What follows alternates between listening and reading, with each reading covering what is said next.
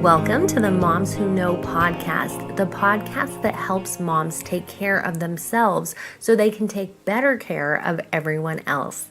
This episode is sponsored by my program, Step by Step to an Amazing Morning Routine. This program will help you to create stress-free mornings. To get all the details, visit momswhoknowpodcast.com. Hello and welcome to the Moms Who Know podcast. I'm your host, Chanel Nielsen, and I'm joined today by Kendra Hennessy. Kendra, thank you for being on the call. Thank you so much. I really appreciate you having me today. I am excited to talk. I think we're going to have a lot of fun, and I'm excited about the topic too, which is the power of momentum over motivation. Now, we're going to talk about a few other things, but I just really love this topic and this idea, and I think it's going to be really helpful to our listeners. So to start off, let me just introduce you in case some of my listeners don't know you. So Kendra is a home management expert. She's a podcast host and the founder of Mother Like a Boss, where she helps busy modern moms become homemaker-ish, which I love. Homemaker-ish. So yes. Cute. Her mission is to redefine homemaking in the 21st century and make the difficult and tedious parts of running your home smoother through systems, routines, and mindset shifts. So I love all of this because I think that it really gets to the heart of some of our challenges as mothers. And if we can get into these routines and mindset shifts, like you say, I mean, that is really going to help us a ton.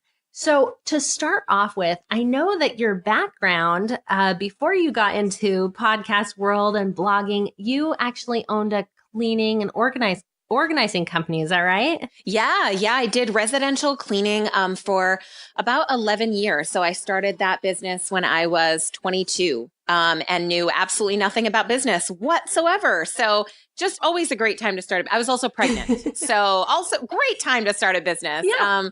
But yeah, I started in the cleaning field and did residential cleaning. And also we have a Navy base near us. So I did the Navy housing. So I had kind of like contracts through that, which was great. And then I also did some organizing. So that kind of came a little bit later. But that was kind of where the genesis of Mother Like a Boss came from, and teaching moms how to do what I had done in other people's houses for so long, just teaching them how to do it themselves from a bigger umbrella picture too, that not just the cleaning and the organizing, but how to manage their time and how to own their time and how to get better systems and routines in place and better rhythms and all of that stuff that makes the cleaning and the organizing and the meal planning or the cooking a lot easier. And a lot of that is mindset, like you were saying, just shifting your mindset into feeling like you can do it, and getting rid of some of that perfectionism, which is a big thing, big part of what I teach, getting rid of the perfectionism.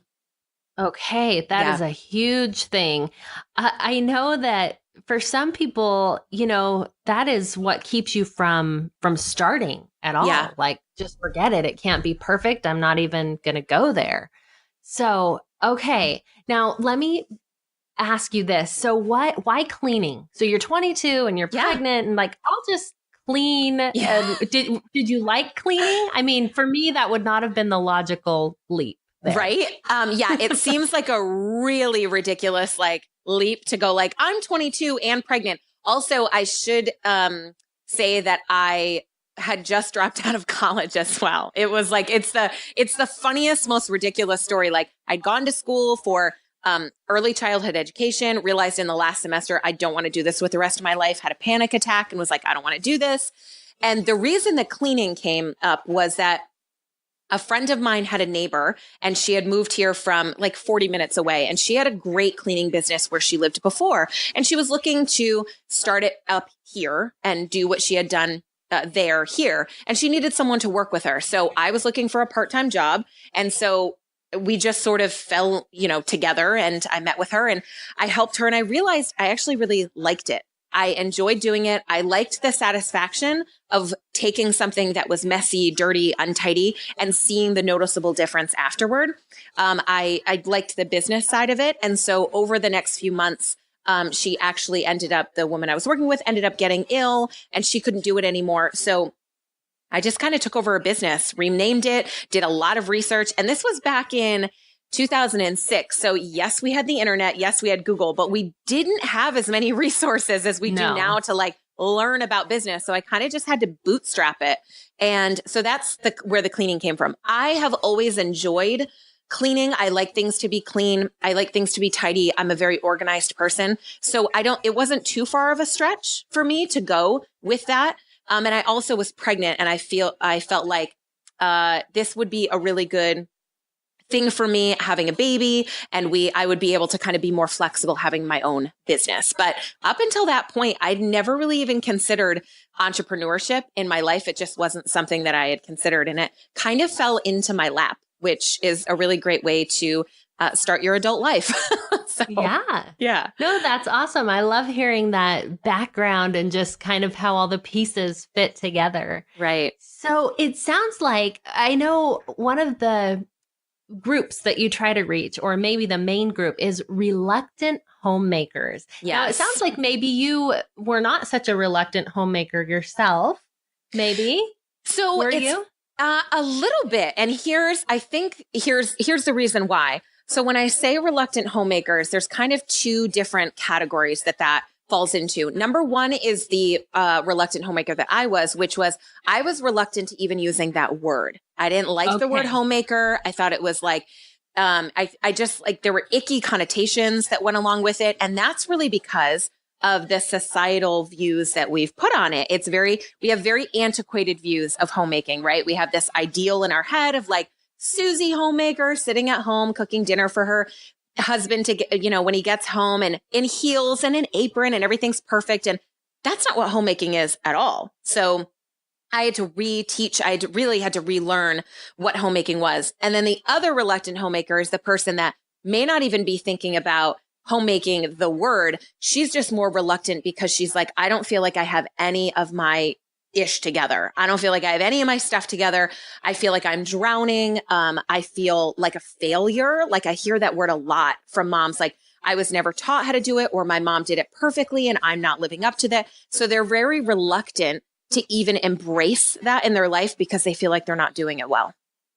Okay. Yeah, that's so true. Okay. And I like that you say those two different ways. And I think probably most of us can see ourselves either in one way or the other. I'm the opposite, to where I actually love the word homemaker. I do lots of things like podcasts, and I'm an author and all these things. And when I fill out a form and it asks you to put, your job, your occupation, I always think, okay, well, of all these ones, what am I going to put? And I always put homemaker. I just feel like that's the one I'm proud of. That's the one I want to put down. But I can definitely also relate with the other part that, there are so many times being a homemaker, none of us have it all together. Right. So there's always some part of us, some part that either is failing, or we feel like we're failing, or feel like we're falling short.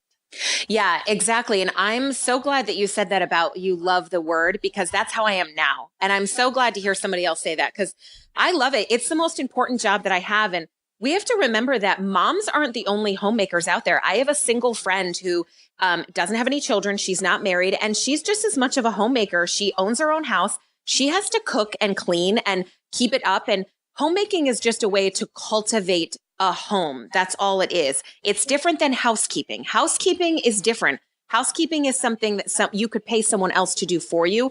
Homemaking is something that you can't delegate out. That's something that you do from your heart, from your soul, in whatever values you have in your home. And I think that that's where I've really, really been happy over the last few years to embrace that and to teach other moms about that too. That is beautiful and so true. So true that we can all be homemakers, whatever phase of life that we're in. That's awesome. Absolutely. Now, I want to talk a little bit about, let's just jump right into the power of momentum over motivation. Now, you have some great thoughts on that. So I'm just going to hand it over and just kind of roll with it. So talk to us about, what does that mean? The power of momentum over motivation. Yeah. So it really boils down to not waiting until the perfect time to do things. And this came out of kind of two different things. One, my own life, and finding that there were places in my own life. For me, like my go-to was always like fitness. Like I would always make an excuse for why I couldn't work out. And, you know, after you get to the point where your kids are like 5 and 11, you don't really have as much of an excuse anymore to like not work out. Like, oh, my baby was up all night. My baby's 5 and he sleeps until 7. Stop it. There's no reason. And I was waiting for this motivation. I was waiting to like wake up one day and be motivated to like work out for an hour or make myself a protein shake or whatever. And it's like, you're never going to get motivation to do things you don't want to do. So instead, I had actually read the book, The 5-Second Rule by Mel Robbins, which is kind of what the basis of momentum is. Like, just take 5 seconds and in 5 seconds say, I'm going to do it in 5, 4, 3, 2, 1 and do it. And that's what the momentum helped me with. It was like, if I could just spend 10 minutes doing Pilates, then that's only 10 minutes. I definitely have 10 minutes. What I found was exactly what I've heard people say before. Is like, if you do it for 10 minutes, you'll do it for longer. Because once you're in it, you're like, well, I'm already doing it. I'm already up. I'm already working out. I might as well keep doing it. And the same goes for things in our house. Many moms are just waiting to be motivated to purge their stuff and clean their home and get a better routine and get a great meal plan in place. And you're not going to be motivated to do things that you don't want to do. So instead, take little bite-sized pieces of whatever you're looking to do and do one small thing at a time, 5 minutes at a time, 10 minutes. I naturally go to cleaning just because that tends to be the place where people ask for help the most. But for cleaning, just doing don't look at the whole house and what you have to clean. Take little 5 minutes and say, for 5 minutes, I'm just going to like clean the vanity in the bathroom, or I'm going to wash the kitchen floor. Just taking that little bit creates so much more momentum. It literally is that creating a snowball, which becomes easier and easier to push a snowball down a hill once you've gotten it going versus just waiting for the motivation to happen, which very rarely, if ever, even happens at all. Yeah. And the other thing about motivation, even if it does happen, it doesn't last, right? Exactly. Like, that's why you see New Year's resolutions like, oh my gosh, I'm so motivated. I'm going to lose 20 pounds and I'm going to do it all in one day. You know, people are like so excited to do everything. But by the first week, second week of January, so many people, you know, whatever the stats are, most people have not kept it because they haven't kept their motivation. And so we can see like motivation is not where we want to be. We don't want to be relying on motivation. It doesn't last. Yeah, that's exactly right. I'm so glad you said the thing about resolutions because I'm like anti-resolution. I mean, I'm pro goal set. I love goal setting. I love the idea of like having goals that you're working towards, but resolutions, we've kind of made into this very grandiose idea. Like, I'm going to do all the things today. Like December 31st, I was like a lump and didn't do anything, but January 1st, that's the day I'm going to be like a whole new me. It's like, no, you're not. You're not going to be any different. However, January 1st, you can make one small move towards being a new person. And then January 2nd, you can make another small move to being towards, you know, being that new person. And I fall, every time I say this, everything I say, I say with non-judgment because it always comes from me feeling the same way. I've fallen right into that trap of like, oh my gosh, today I'm going to wake up this Monday. It's going to be a new week in work or fitness or whatever. And you just can't work that way because it does. After a day or two, you're done.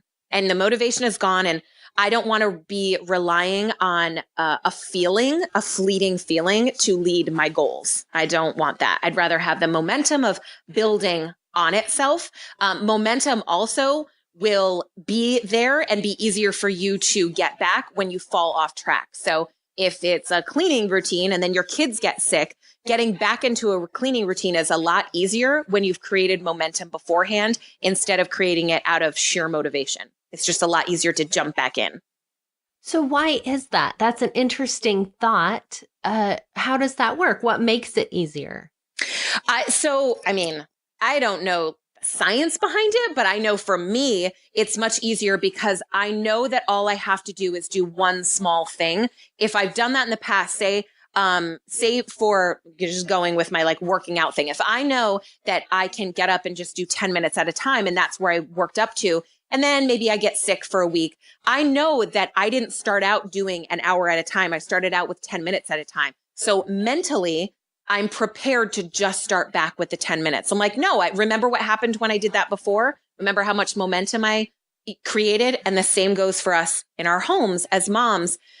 Seasons change and things change and kids get sick and emergencies happen. And so when you can just work based on the momentum of a good routine, say, then you can jump back in a lot easier than just trying to, after there's been a season of craziness, going, oh, well, now I need to be motivated all over again. It's really hard to get a feeling back. It's really hard to get an emotion back. It's not as hard to just start somewhere and work a little bit at a time.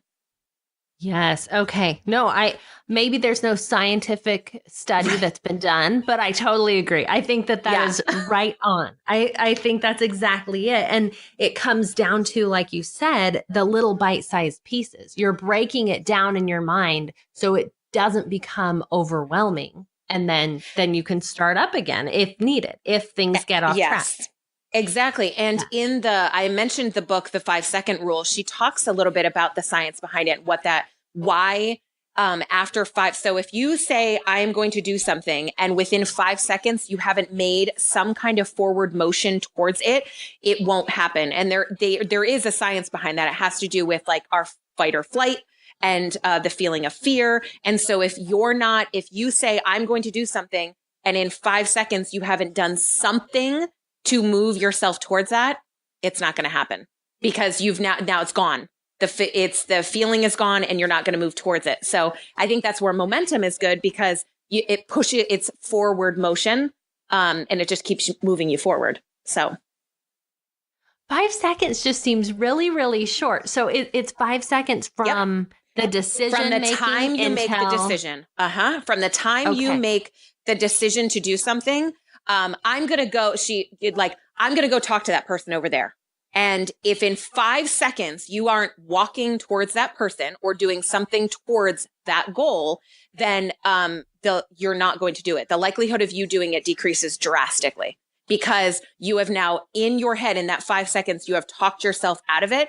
And you have talked yourself into all the reasons that that's not a good idea. And that comes from that fight or flight that we had from early days of assessing fear and talking ourselves out of something that is fearful. So it's a very good book. I highly recommend it to anyone that has a problem with just doing something. It helped me a lot. It was a kick in the butt that I needed. So yeah. Okay. I'm going to have to check that out. That sounds really good. Yeah. Now I can see people listening saying, but 5 minutes cleaning my bathroom or 5 minutes working out or, just these little bite-sized pieces, what's that really going to do? Is the end goal to, it's momentum, right? So is the end goal that we're really wanting to do an hour, but we're tricking ourselves by doing 5 or 10 minutes? Or is it something more than that? So interestingly enough, I did about 2 months ago, I did a challenge and it was called the Just Clean It Challenge. And I gave people it was 5 days and each day was a different room and they had 5 5-minute tasks. So all they had to do was pick 5 of the tasks and work for 5 minutes. And I knew what the results were going to be, but I knew a lot of people going into it were like 5 minutes, that's not even a lot. The amount of people who afterward were like, I ended up cleaning my house for an hour because 5 minutes, I was like, wow, I've already done 5 minutes. Now I've done 10. Now I've done 20. Now I'm going to keep going. What it does is it gives you power. So it gives you back your control instead of the perfectionist, which says, if I can't do everything, I'm not going to do anything. Doing bite size and small amounts of things gives you back the control of knowing I don't have to do everything to make progress. And so it's the progress over perfection mentality. For some people, it's a lot harder. If you really have dug your heels into perfectionism, it can be difficult. But my feeling is 5 minutes of something is a lot better than 0 minutes of something. So I'd rather see somebody do 5 minutes of cleaning here and there throughout the day than 0 minutes waiting for the time that they have an hour to dedicate to cleaning the house. So that's why I think it works, because it works two ways. It not only you get something done for 5 minutes, but you also kind of psychologically trick yourself into doing more because you see the results. And a lot of people overestimate how long it takes to clean. I've seen it for years. I mean, in my cleaning business, I saw how much people overestimated the amount of time it took to actually get things done until they did it and realized, wow, this didn't take as long as I thought it did. Yeah, it's so true, though. I know I do that. We recently had on the show Becky from Clean Mama, and she had a little 10-minute cleaning thing. And I've been doing that every day and putting that into work. And my house is a lot cleaner. And it's like, I'm not doing much beyond that. You know, I'm doing her little easy thing, and it's 10 minutes. And yet it makes a huge difference. And even without carrying into, you know, the rest of the day and getting on this cleaning spree and cleaning for an hour, I am surprised at how much of a difference it makes. Because like you said, I mean, in my mind, I think, oh, my house is such a mess. Like this is going to take forever. And so there's something really powerful in just doing, the power of just doing, rather than what happens after those 5 seconds. Oh, it's such a mess. Well, the kids will come home and they'll just make a bigger mess anyway. Right.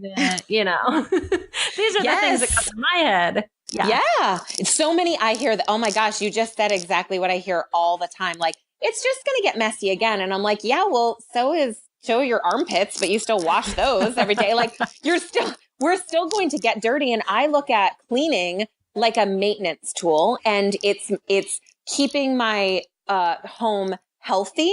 It's promoting good health, because when you have a clean home, you're better air quality, which means your people are healthier, you have less germs. And it's just something I have to do. And cleaning is a part of the deal of having a really beautiful, active family. So I just look at it as like, it's just a part of the deal. You know, I have really long hair, and I know that having really long hair means I'm going to have to maintain it. It's just part of the deal. So I guess I look at it more from a gratitude standpoint, which I know can be really hard sometimes. And some days are better than others. I'm not going to lie, but I look at it more from like a gratitude of what I get to do versus what I have to do. So that helps a lot too. Yeah. I would also say most of these things that we're using, that we should be using, can be using momentum for, are also, you said cleaning as maintenance. I would say it's like, not just maintenance of our house, but maintenance of our attitude, of our happiness, of our you know, general well-being. And so even if the end result is not, you know, a perfectly clean house and a perfectly toned body and perfectly done hair, we still are, you know, generally better off. We're taking better care, and we're in a better place than had we not dried our hair or, you know, cleaned the house or done our workout or whatever the case may be. Right. And that's so true, because really a clean home is just, it's a side effect. I mean, I couldn't teach someone how to clean, and I do. I have a course that teaches people how to clean. But the funny thing is that I can teach someone how to do that, but unless you're changing your mindset around what you're making that mean, it doesn't really matter. And so if you're looking at it and going, no matter how much I do, it's never going to be good enough. I'm never going to be as good as my mom. My mother-in-law is going to come over and she's not going to think it's as clean as it should be. Then no amount of the cleaning is really going to work. Just like if you were talking about working out, no amount of exercise is going to quench that inner thirst of being thin and beautiful. And maybe when you were younger, you weren't thin and beautiful and you were made fun of. I mean, there's so many more deeper things. And I cannot believe how much deeper things about homemaking go until I started working with students and realizing this goes so much deeper than just like tidying up your countertops. It's so much deeper because it's what we make it mean for ourselves as moms. And most of us are looking at the Pinterest feeds and the Facebook feeds and just wanting that instead of wanting something for our home because it makes us feel good. Yeah. Oh, I love that whole mindset piece. We overlook it. I think it's easy to compartmentalize and think, well, the house is just the house. And it has nothing to do with, you know, what's going on in my mind, but really it has so much to do with that. So I think that's a really good point that I'm glad you brought that up. Yeah. Now, we are about out of time already. I feel like we could talk forever. I know. Anyway, what I want to hear from you in the last little bit of time we have left is just kind of some of your best strategies for simplifying motherhood, simplifying life, just putting it all together, the things we've talked about today. Sure. One of my just all-time favorite things to tell my students or anyone in my audience is to delegate wherever you can.